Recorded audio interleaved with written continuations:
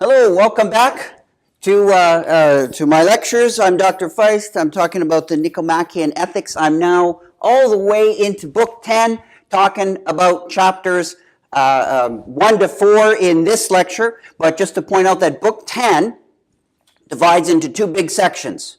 Hedonic, chapters 1 to 5, and Eudaimonia, chapters 6 to 9. So this lecture here, this video, will do 1 to 4.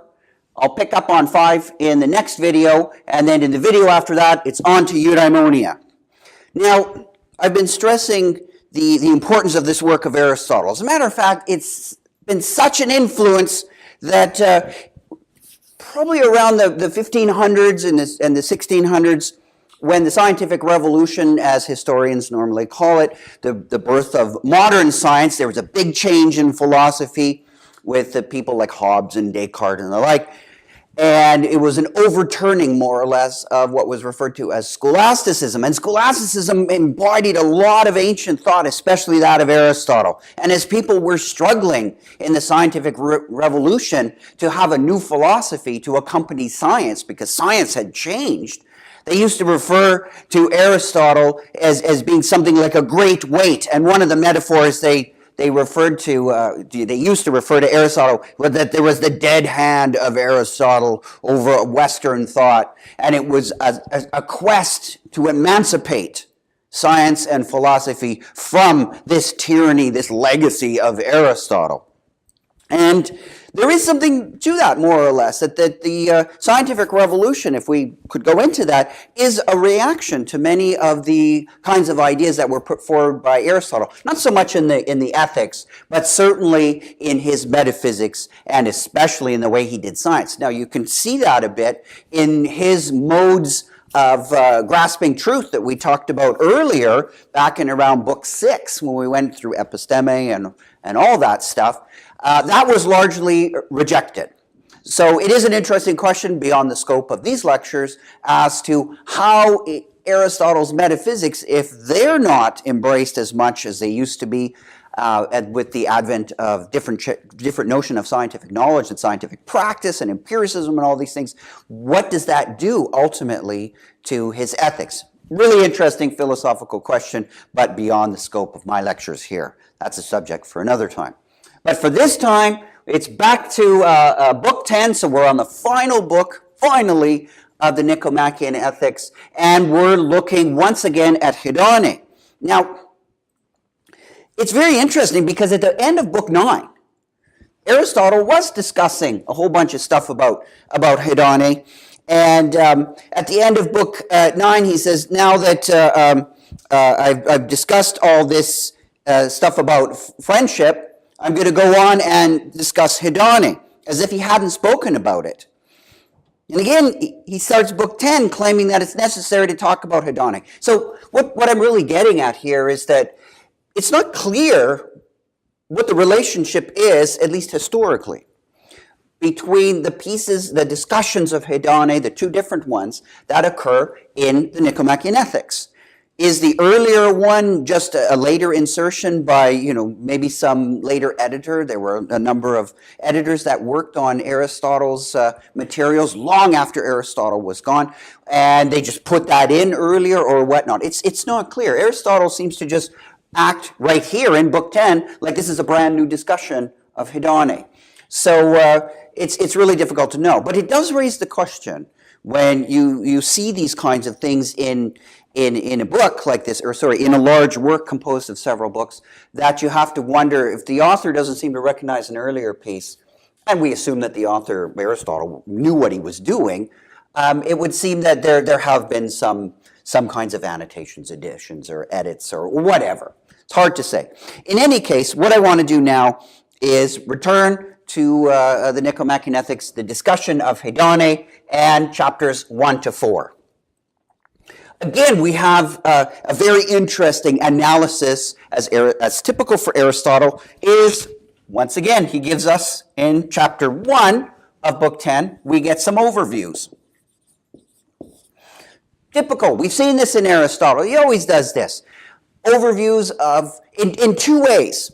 Maybe it should be a little bit more specific. He gives us overviews in two ways. Sort of overviews as in terms of like general views, like, oh, if you go out on the street and you talk to people, what do they think pleasure, what do they think hedonic is? Saw that in the beginning of the whole enterprise of the Nicomachean Ethics back in Book 1 when he was talking about eudaimonia. Like, what do people think? So this sort of general person in the street, average kind of person, what do they think about this? And of course, Aristotle asks this because he does think it's important, because we should go out and canvass what people think. So there is that sort of small c notion of accumulated wisdom. And he says, of course, that hedonic is important. Everybody thinks hedonic is important to eudaimonia. In other words, simply put, if you want to be happy, pleasure is part of the game. It's not that you're going to, it really isn't the case that you can truly be happy, most people would say, or pretty well everyone would say, and be miserable, that there is some kind of happiness. Even if you're doing things that are difficult, you would get some kind of pleasure. So the idea that's going to be worked on here is that there's going to be activities and things that have pleasures associated with them.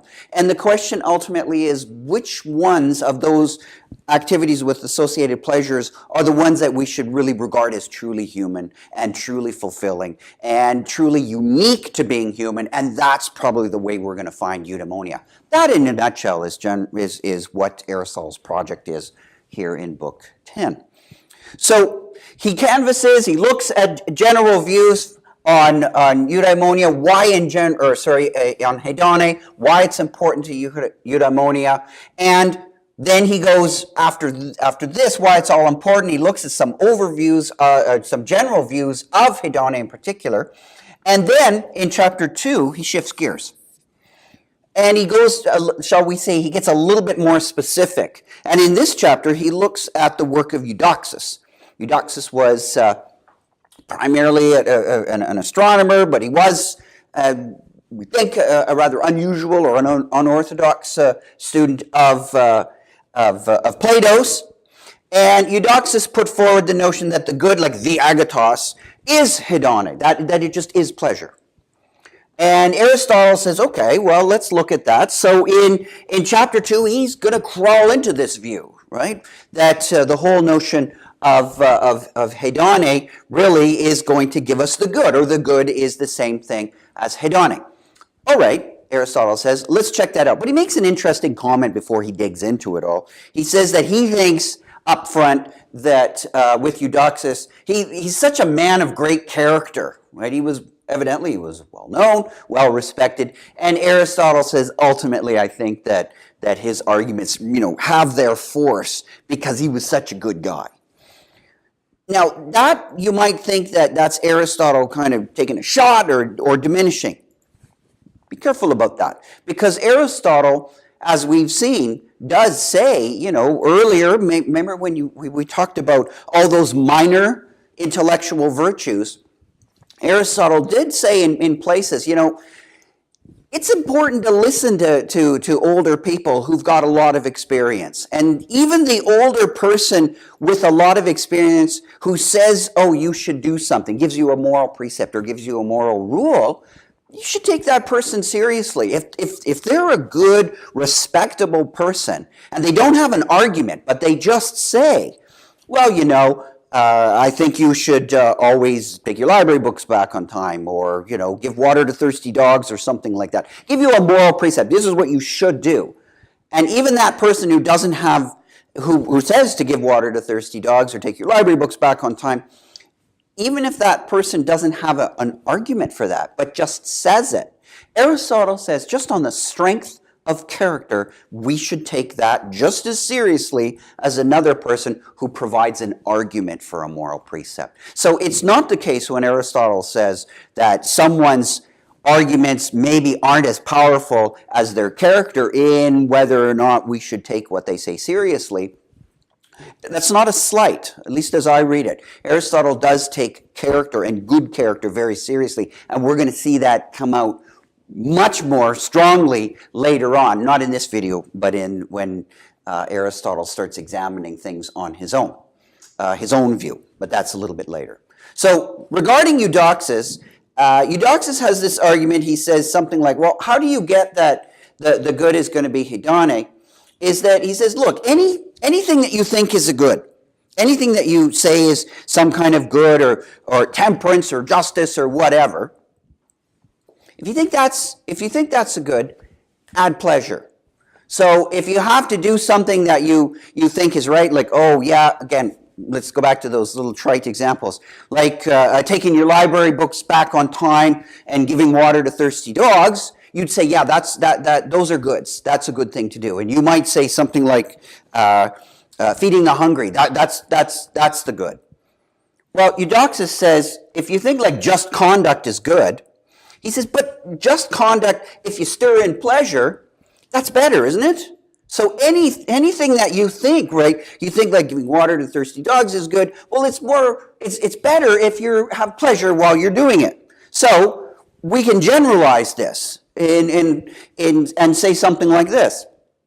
In general, if X, whatever that is, like giving water to thirsty dogs, just conduct, you name it, plus pleasure, so stir in pleasure, if that is greater than or better than X alone, so if giving water to thirsty dogs plus pleasure of doing it is greater than or better than, you would say, than just giving water to thirsty dogs alone, then it's certainly the case that X, giving water to thirsty dogs alone, can't be the agathos, right? Because the agathos would be something that couldn't be the agathos. You couldn't just make it better. It's sort of a rough concept of that's as good as it gets. You can't make it better. You can't make the good even better by adding something to it. So in that sense, all these things that you fill in, if you add pleasure, they're made better. So these things alone can't be the good, right? Well, it seems to be a fairly logical notion that if you make something better, then it's improvable. So it can't be the good, which is by nature not improvable. Okay, so this argument, Aristotle says, oh, no, you can find it in Plato, as find pretty well most things in Plato if you look hard enough. But in Plato's dialogue, the Philebus, he has an argument like that. But Aristotle says, interestingly enough, this argument in Plato's Philebus says is something like, if you plug in anything here, right? So if you go and you plug even pleasure in here, if you say pleasure is the good, and then you say pleasure plus temperance, well, that's better than just pleasure alone.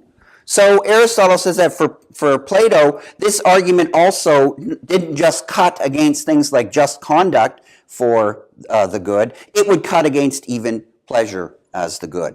So in that sense, Aristotle says this argument cuts even against what Eudoxus thought, namely equating this. Even though Aristotle is going to be very sympathetic to this, as we're going to see. So he's going to crawl into the notion of trying to equate agathos and hedone.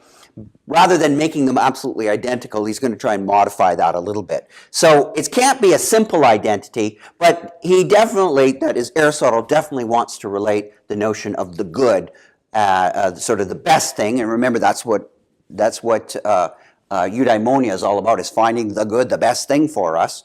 It's going to be linked in some way to hedone. All right, chapter 3 then goes on to look at more views of hedone and the associated problems with it. So Aristotle, like his discussion of avacrasia in earlier books, he looks at all different types and views of it and examines them in detail. So we're going to leave that for now and go to what we could call the transition chapter in book 10. Namely, Aristotle, he says, all right, having looked at all this, we're going to have a fresh start. So in this here, for Aristotle's fresh start on hedone, examining it, he's going to say something like this. What do we think about when we think about pleasures? When you say, in general, what do you think a pleasure is? Like, when you say, oh, that's really pleasurable. You think in terms, Aristotle says, of perfection. And what does he mean by perfection? Like if you say something is, I don't know, like a perfect pizza or something like that. When you think of something as perfect, it usually means something that's self-contained and complete. And any addition or subtraction would render it imperfect. So there's a completeness and independence of the notion built into the very way we understand the notion of perfection. All right, so where do we, if that's a conceptual thing, is there anything in our ordinary experience that kind of conforms to that? And Aristotle says, yeah, there is. In this sense, perfection, you can find a perfection in experience with that we can use to try and better understand and give an experiential concept or correlate to the notion of hedonic, is think about sight. So hedonic is a lot like sight, like pleasure is a lot like sight. What does he mean by that? Well, if your eyes are healthy and they're working properly, you've got what could be classified as a perfection of the moment. So, just simply put, if you go and you look at an object, right? You're looking at some kind of art. Your seeing doesn't get better, right? It's not a process where you may notice more details in something. That's fine, but the seeing of it, that's all just there at an instant, provided your eyes are working properly. You may, again, notice more things as you look more, but your seeing isn't actually a process, according to Aristotle, that's, improving and building and getting better. No, that's just there. So as you look at something for a little while, as you keep looking, what you can think of it, according to Aristotle, is that there's a series of moments that are perfect. They're all self-contained. The next moment doesn't add or take away from the previous moment. So you don't keep getting more sight as you keep looking. Again, this is provided that your eyes are healthy and they're working properly. So there is a kind of perfection of the moment. It's not a result. It's not a process. It's independent and complete. That is something that we do experience, right? And Aristotle is trying to find something in ordinary experience that illustrates this kind of notion of perfection. And he says pleasure is like a notion of perfection. So he's linking up pleasure and sight. All right, so as in an analogous sense. All right, but there is also a strong sort of experiential connection that he explores when he looks at this notion of a correlation.